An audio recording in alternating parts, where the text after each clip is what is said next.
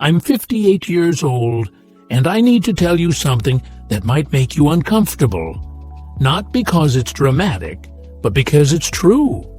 Most people believe becoming a parent means your life stops being yours, that once your children grow up, you're supposed to quietly step aside, exist in the background, and wait.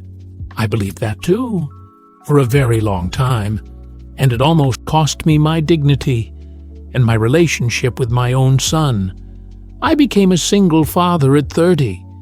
My wife died after a long illness, the kind that doesn't arrive suddenly. It lingers, drains, and prepares you for loss whether you're ready or not. When she passed, my son was 6 years old. That day, I made a silent decision.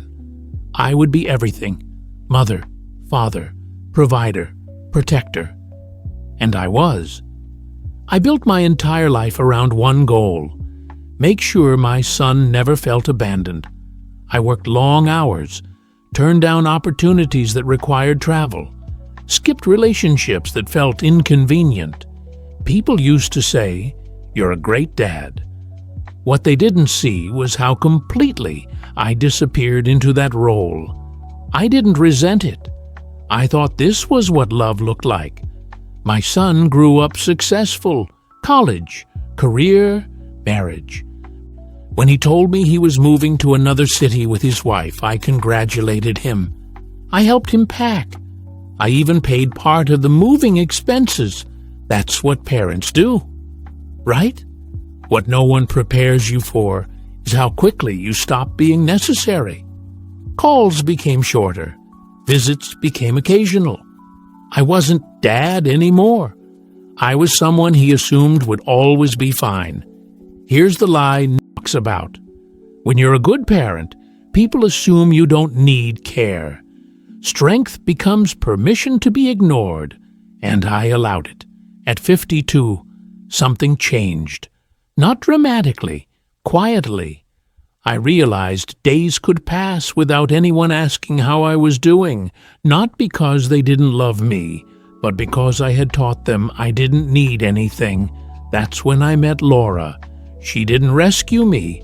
She didn't complete me. She simply treated me like a man, not a role. When she asked me what I wanted from life, I didn't have an answer. That question alone should have scared me. When we decided to get married, I told my son. There was a pause on the phone. Then he said, "I don't think this is a good idea. Not I'm worried about you. Not, are you sure? Just discomfort. You're embarrassing me," he said. "At your age, it doesn't look right." That sentence stayed with me, because what he was really saying was this: your life reflects on me. I invited him to the wedding anyway, because parents always believe there's still time for understanding. I was wrong. At the wedding, he arrived angry, and before I could process what was happening, he slapped my future wife in front of everyone. The room went silent, and every eye turned to me. That was the moment I realized something important. This wasn't about love. It was about control. I didn't raise my voice. I didn't argue. I said one sentence: "You don't get to abandon me and then decide how I live." Security escorted him out. People whispered. Some judged me. But for the first time in my life, I didn't explain myself. The days after were quiet, painful, necessary. Then my son called.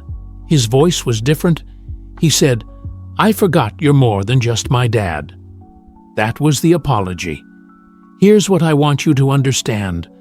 Being a parent does not mean your life ends when your child grows up. Sacrifice should not become erasure, and love without boundaries becomes entitlement. I didn't stop being a father. I simply remembered I was human too. And if you're watching this, whether you're a parent or a child, remember this: your parents are not supporting characters in your life. They are living their own, and one day you'll understand that. Just don't wait until it's too late, because time doesn't announce when it's running out.